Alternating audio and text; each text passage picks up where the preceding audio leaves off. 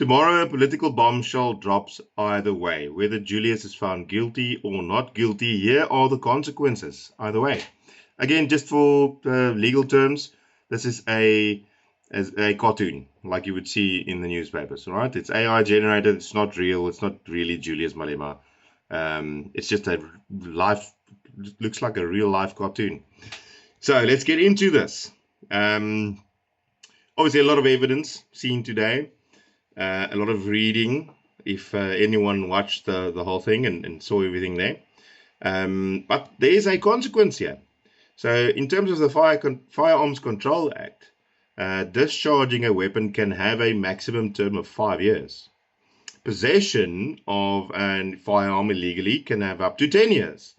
And possession of illegal ammunition up to 15 years.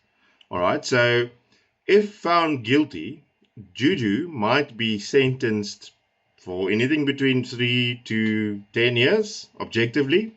But one has to think, is there any political influence directing this case?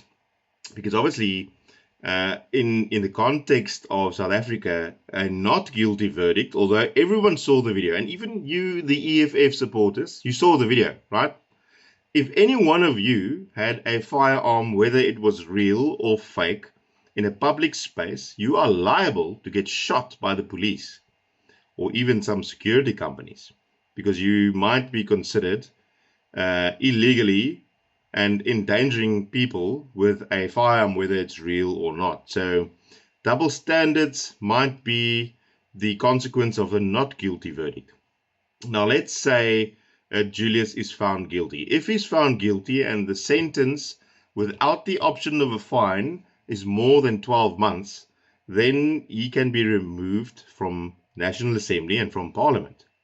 And as most of you know, EFF supporters typically vote for Julius. They do not necessarily vote for the EFF. They vote for the EFF as a consequence for their trust in their charismatic commander-in-chief. So tomorrow is going to be, again, a political bombshell either way, whether he is found guilty or not. If he's found guilty, I believe there might be a couple of million people in South Africa, by way of the last election, that might be disgruntled and might take actions they shouldn't. If he's found not guilty, the 90% of the rest of the population who does not necessarily support Julius and the EFF might lose even more faith in the consistency of our judicial system. Which means that by reference of this case, where everyone saw the video, if no double standards exist, you are permitted to carry a weapon, real or fake, in a public space and pretend or fire a live weapon or a fake weapon with no consequence. Which reminds me of that whole scenario in KZN, where the people tried to defend their homes against looters and rioters and were arrested for carrying firearms in the open. So, we'll see. I wonder what's your thoughts, dear EFF supporters. Obviously, from your opinion, it would be not guilty as a result of your support for your leader and the faith in him. Whether he is guilty or not, I suspect you'll say not guilty.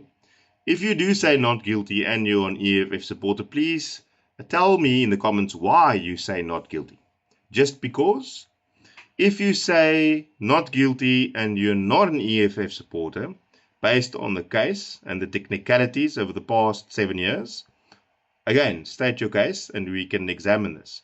If you do say guilty, do not say guilty because you do not like Julius Malema. Point out the facts that you believe should be the basis of finding him guilty. And I wonder, what sentence would you give him? Supporters, non-supporters, and haters? Let's hear it.